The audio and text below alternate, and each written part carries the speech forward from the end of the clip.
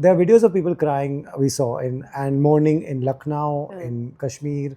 What is that? Why, I mean, he was a religious leader who was killed by another country, by someone, and see, there are also the Israeli leaders are also accused of war crime. Yeah. Is it right to kill another leader? See, first of all, no country, no citizen wants anyone to attack their country. That's period, right?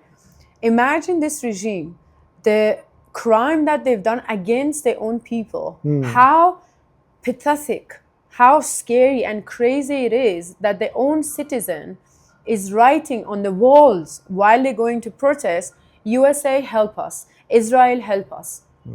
Just imagine the situation. This regime has killed more than 80,000, and we don't know the exact number yet. This intervention of Israel and America has been asked by the people of Iran. My people, they've asked, please come and help us. What would you like to tell someone in India who's just watching one 60-second reel and making an opinion? Yeah. What do you want to tell them? Unfortunately, we're living in a time of social media where, as you said, the 60-second, people decide the whole opinion. Oh, yeah. What I want to say, not only to Indians, to everybody. Everybody. When you watch a video of any nation going through a war or a massacre or whatsoever, whatever the situation is, have empathy first. Because if you have empathy, you kind of say, oh, hold on a second. Let me watch few other reporters. Correct, Let me watch few other channels, right?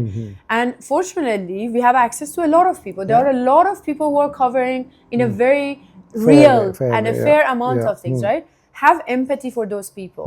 Do not make their pain and what they're going through as a clickbait or as an opinion. Yes, everyone should have opinion, but you cannot have an opinion on someone's death or the situation, the country going by only watching 60 seconds. Have you watched Indian media? Are they covering it in a fair way, anywhere close? Since January, I've literally have left my work. I'm not working anymore. All my contract got cancelled. I've become too activist.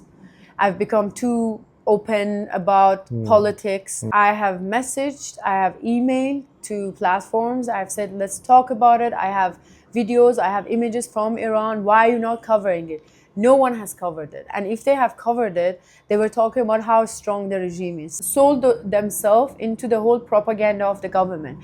And Iranian government is very known for having these influencer or certain reporters to go to Iran and cover the situation. So I've been very disheartened from the media in India. Would you like to go back to Iran? The moment that they announce that this regime is gone, I'll go. I'll go now. Anyway, my bags are packed. Yeah. I'm leaving India as well. So you're leaving India, and that's the plan for now. That is a plan. That is a plan because I feel like I'm breaking up with India. You know, it's very difficult for me because I came to India when I was really young. You did good work here. Yeah. Thank you. And India has given me everything, my modeling career, my acting career, and the loves that I had here, the friends that I have. But I feel like I don't have a voice in India. And this past 2 months, I've never felt so homesick and lonely in Bombay.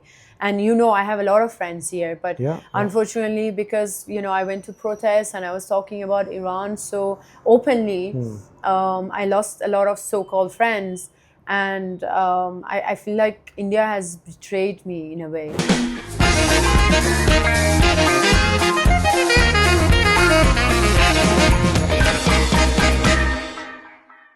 Mandana, welcome to Bollywood Hungama. Thank you for coming today. And these are extremely tough times for you, for many Iranians across the world. What has happened, everybody knows by now. The supreme leader is not there anymore. A lot of his seniors around him were killed. He was killed. Your first thoughts on what is happening right now? My first thought is, and I quote the phone calls that I got from my mother. My mother was crying. I thought something has happened because we didn't know yet. I was actually out. And a few hours before that, because I've been facing issues in India, so I was really upset and I was crying. I was really upset. But then I thought that something has happened. And, as you said, these times are so strange because we don't have access to internet, the phone calls. It's like, we don't know. Suddenly at 4 in the morning, 3 in the morning, So I said, Mom, what happened? And she's like, while crying, she's like, can you believe he's dead? I was like, who's dead? Khamenei is dead. And she cried and howled, and I'm like, really? And then she's like, yeah, can you believe? So generation like my mother, they've seen the Shah time, right? They had the freedom. Yeah.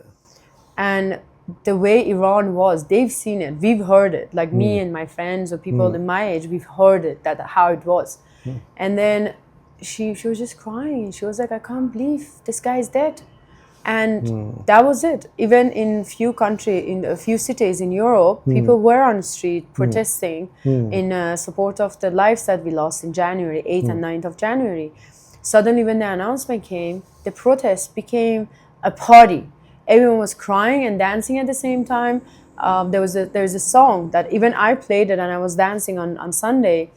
That the song says, "I'm going to Tehran." And it's a happy song. So it says like, oh, finally the sorrow has ended. I'm finally going to my home and I'm going to celebrate the new year. I'm going to celebrate Nowruz. It's a quite like a beaty kind of a happy song, but everybody was playing that song and crying at the same time. It's, someone's death, it's not something that you should dance on or celebrate. And I want people to know that people are not celebrating death of someone. People are celebrating the deaths of the children, the livelihood that they lost, the childhood that we lost, right? It's like it feels like his death has removed so much of weight from our shoulders. And that's exactly what's happening Right. in Iran. What stopped you from going to Iran earlier? Well, nothing stopped me, but the regime stopped me. I wasn't a model or actress when I was in Iran. I came outside of Iran when I was 18 years old. And while I was in Iran, I've been arrested a few times. I've been seeing my own friends getting lashes in front of me. I had my encounter with the regime when I was in Iran, so I know the brutality that they are capable of, and I could not do it anymore. And I didn't have my family's support. I left. I couldn't live life anymore. It was really difficult. I was a teenager, and I didn't understand why I have to get arrested. Why do I need to see my friends getting lashed? It was really horrible. And I left the country without my family support, and it was really tough for 3-4 days.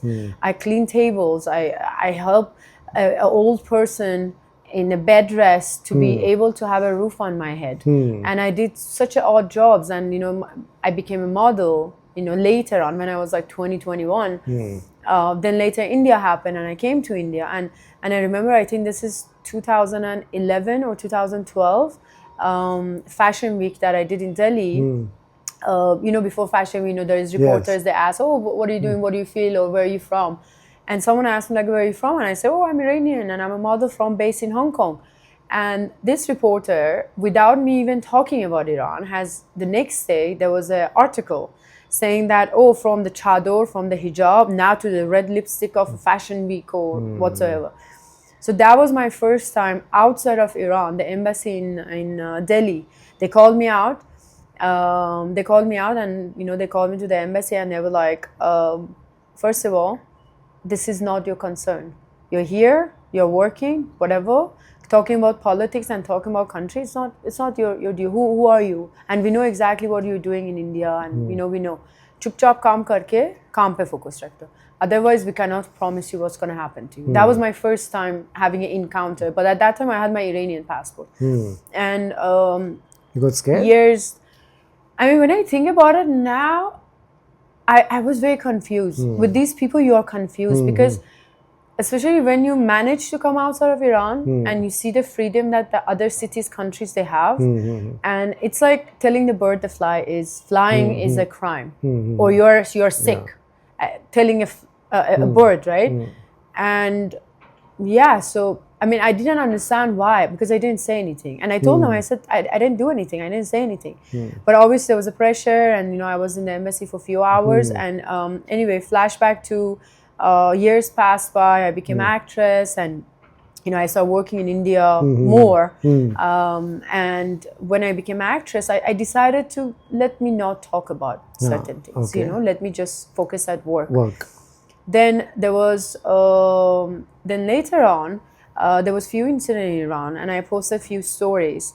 And at that time, I moved to Bombay because I was an actress by that point, and they called me again to the embassy. This time it was a little bit more aggressive because by this point I'm a little bit more famous. Famous, correct. I'm not just that random Iranian girl So, who's yeah. whatever, right? And then they were like, listen, you still have Iranian passport. We have allowed you to work here. And we have allowed you to sell your soul to these Indians and get naked and do songs and, you know, whatever you're doing. But you cannot talk about Iran because we know that you haven't lived in Iran for many years and you have no right to talk about what. And this is like posting like few stories or whatsoever. And that was my last time at the embassy. And then after I think few years, there was a channel called Manoto. Manoto, they found out about the Iranian girl who's an actress, lives in India, and she's been working on a lot of movies. And they were like, oh, we're very interested to work with you to make a documentary or like a kind of an interview with you in India about your life. And I told them that I still have Iranian passport, and they were like, yeah, we know you're only Iranian official, like no Iranians with Iranian passport with the proper document. They don't allow Iranians to work. You cannot become a professional actress working in outside industry with Iranian passport. Everyone else has German passport or French or whatsoever. Correct. And they said, that's why we want to talk to you. How have you done this? And I asked my mom, I was like, Mom, what should I do? And she was like, to be honest, do it. You don't want to come back to this country. We don't know when this regime is going to change or, you know, how many years it's going to take. Just do it. This is going to give some hopes to people, Iranians, to girls. And so I did the interview and they told me, you're going to be blacklisted for good. And I said, okay, I'll take that risk. And that was 10 years ago, roughly. For the last time I went to Iran and I went to my school. I went to a few places that, you know, I still have memories with. I got a tattoo from an underground artist. And yeah, that was my last time. And since then, you know, I changed my passport. I don't have Iranian passport anymore because after that show was released, there was a lot of noise back in Iran. And, you know, I was getting messages from my school friends. They were like, oh my God, it's you. We knew that, because I never used my passport name. And yeah, that's why I cannot go back. And obviously now it's even the work that I've done with a few channels or few people, and I visited Israel. That's absolutely against the regime and what you can do as an Iranian and what you can't. Yeah. Right. Now things have changed, we guess. What is happening is there are a lot of videos surfacing because there's a huge community here that followed him, and he was also a leader for many people across the globe. There are videos of people crying, we saw, and mourning in Lucknow, in Kashmir. What is that? Why, I mean, he was a religious leader who was killed by another country, by someone, and see, there are also the Israeli leaders are also accused of war crime. Yeah. Is it right to kill another leader? Okay.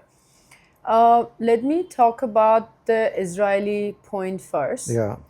Israel is see, I don't like politics, and I think the politicians are one is worse than the other one. You cannot say which one is the best or which one is the worst, right?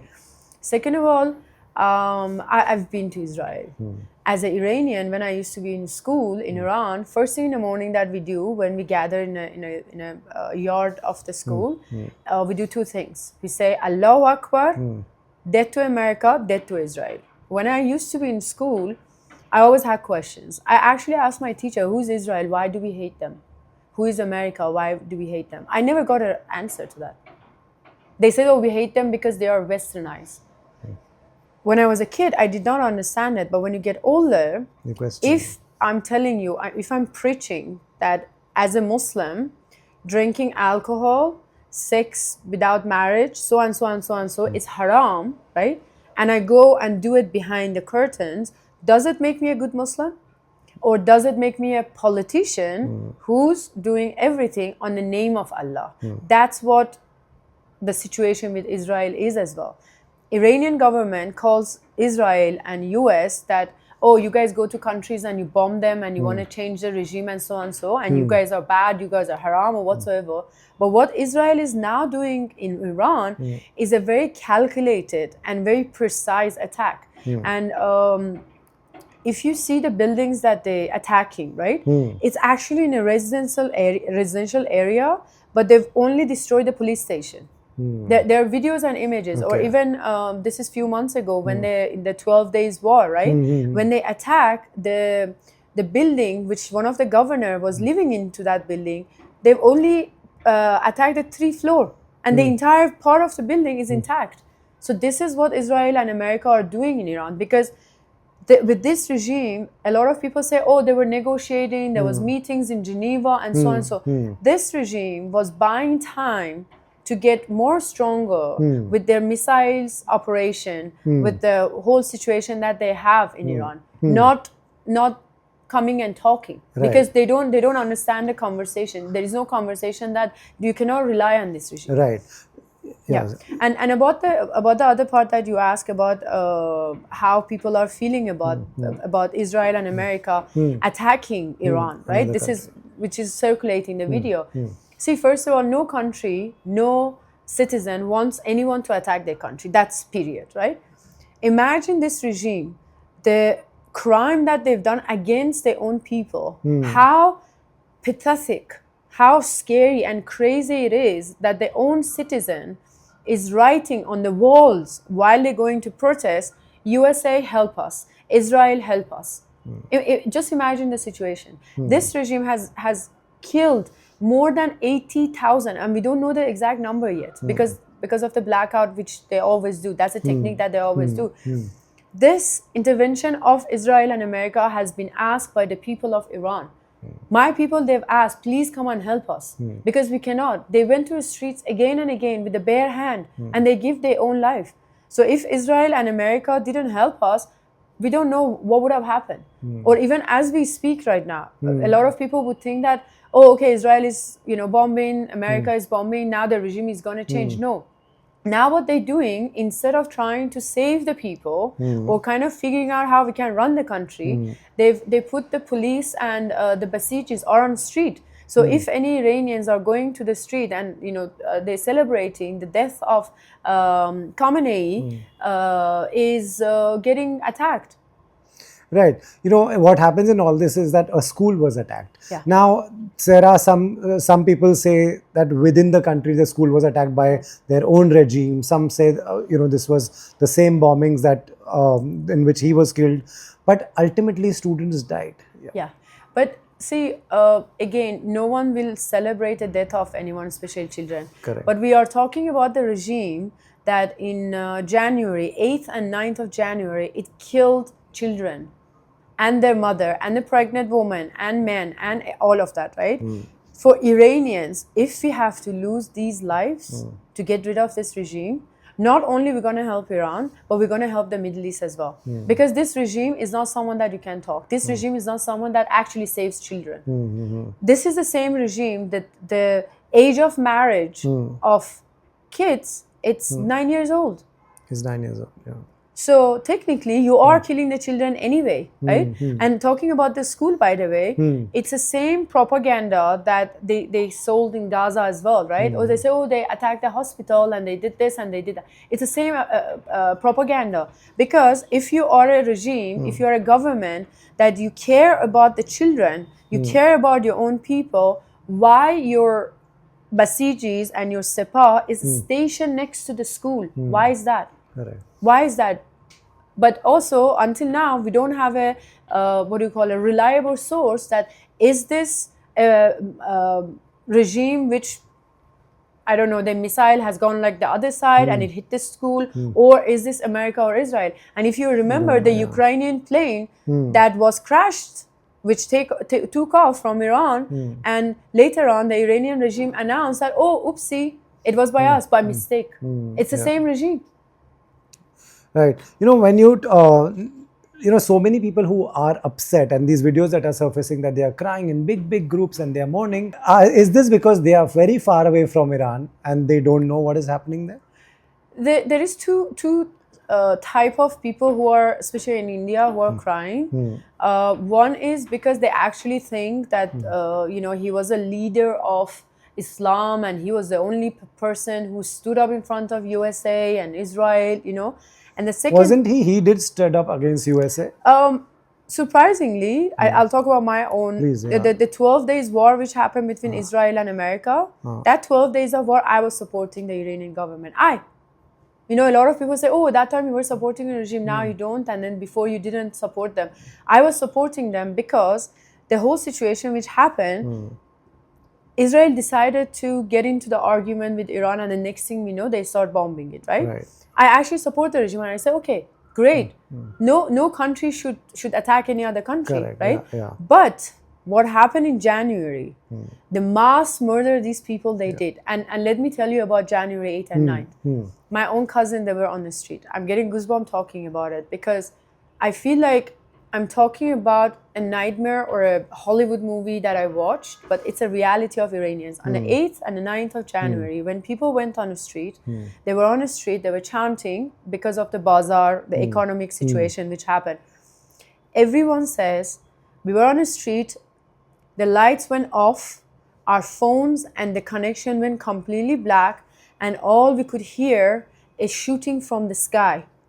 So this was a planned attack on your own citizen. And when people saw running, right, everyone was just getting shot from different angle.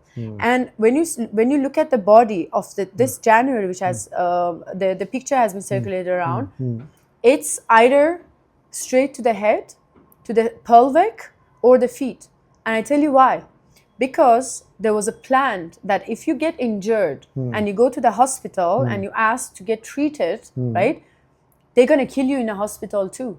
Because they attacked the hospital. The people who came to hospital and they were getting treatment, it was a one gunshot on their forehead. And the bodies, which the pictures are coming out, the entire tubes and everything is still on a body.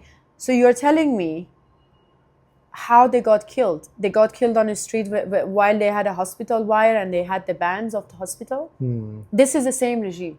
This is the same regime, and this regime has made it so hard for us that we are standing with the people of Middle East. We are standing with the fact that no human life should get taken, even one person, even a mosquito. But then, what's the choice that we have left with? Yeah, true.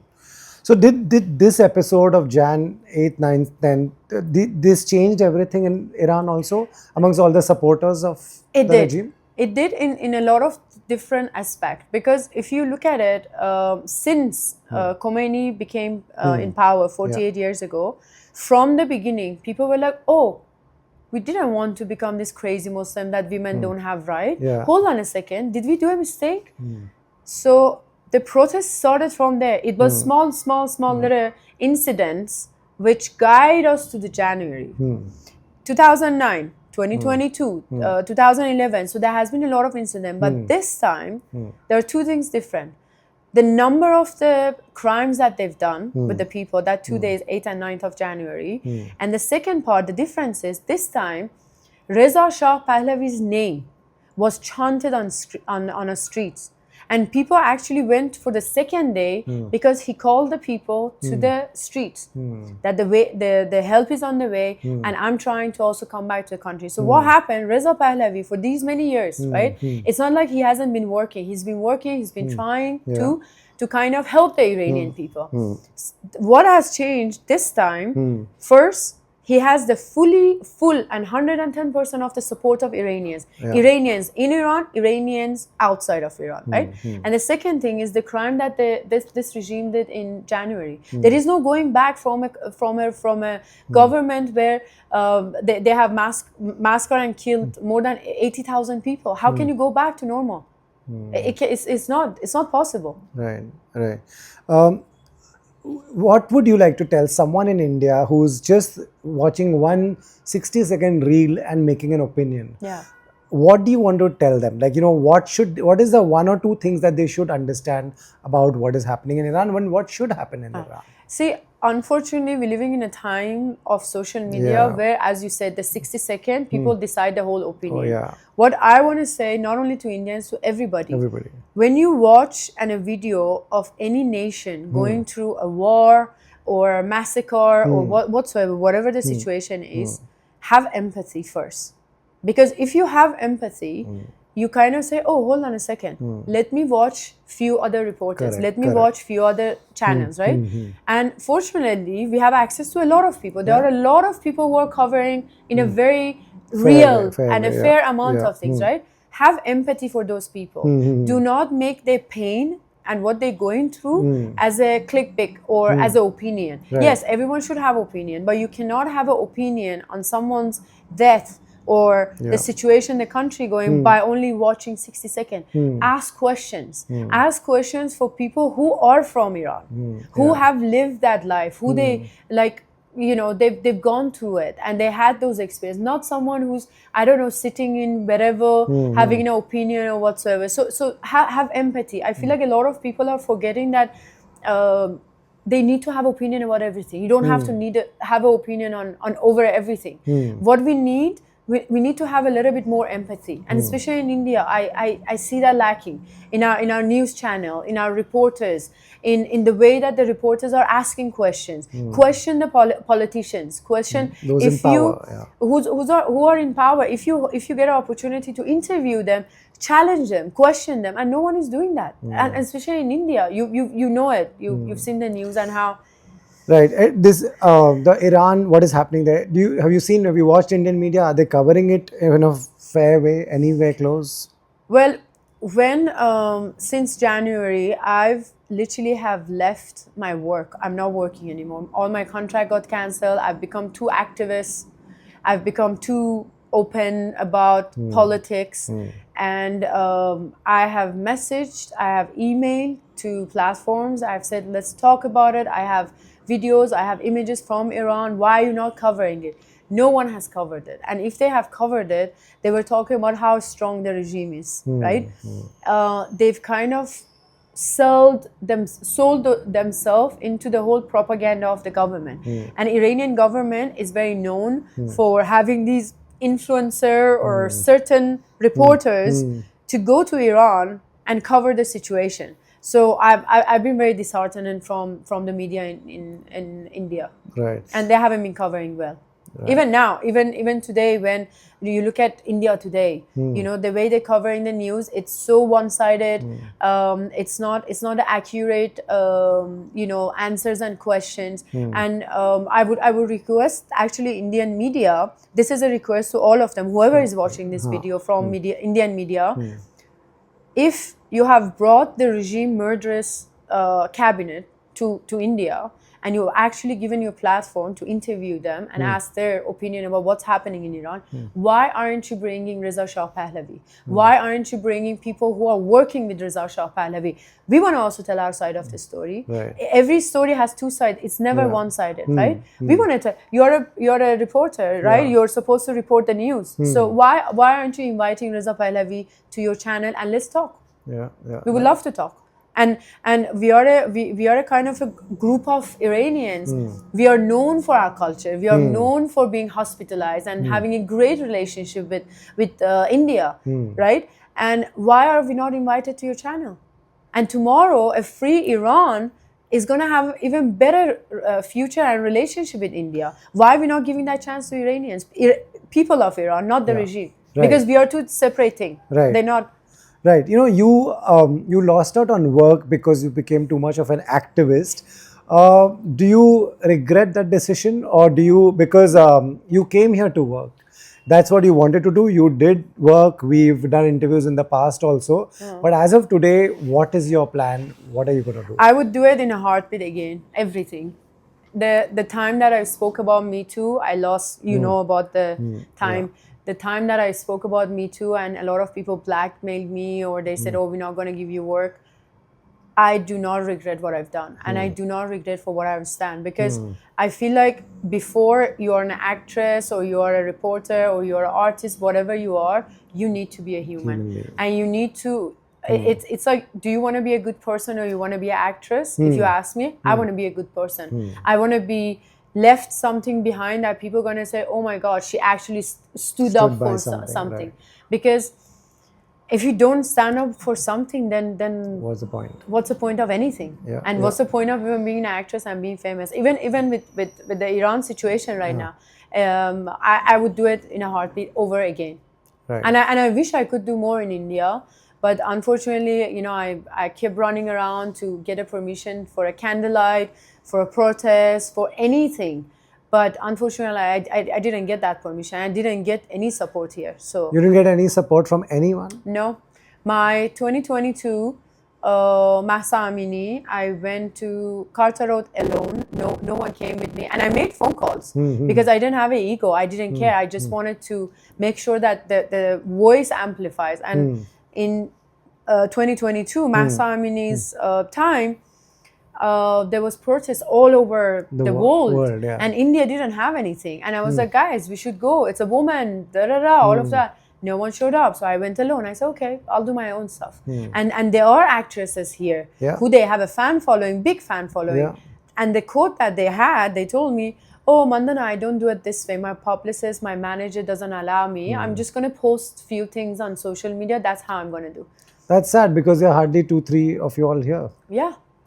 But also for someone like me, I don't really care. Yeah. It's great.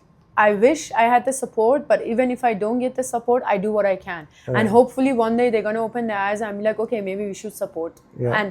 And to be honest, right now in India, there are a couple of celebrities. They're paying paid PR and they're going around and they're talking about Iran and so and so. It's just because now in India it's popular topic. Yeah, topic. Because Khamenei is dead, and they're actually jumping on that horse to talk about Iran.